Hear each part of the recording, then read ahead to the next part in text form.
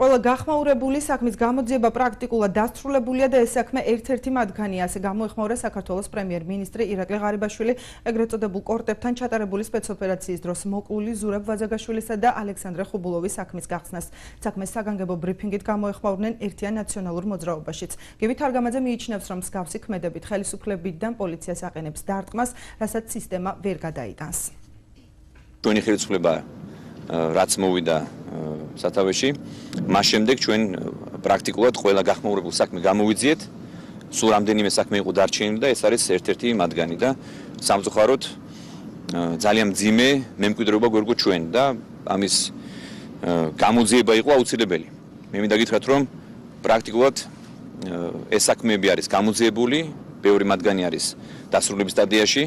და სულ ერთი-ორი საქმე რჩება ის გახმაურებულ საქმე, რომელიც არ არის გამოძიებული და რომელიც პროცესში არის და რომელიც ძალიან მალე დასრულდება. იმისათვის რომ საკუთარი უნიათობა კიდევ ერთხელ გადაფარონ, დადგეს ეს სპექტაკლი, რომელიც საბოლოო ჯამში არა მხოლოდ კონკრეტული ადამიანების ოჯახებს დააზარალებს, არამედ საბოლოოდ დაანგრევს ქვეყანაში პოლიციურ სისტემას.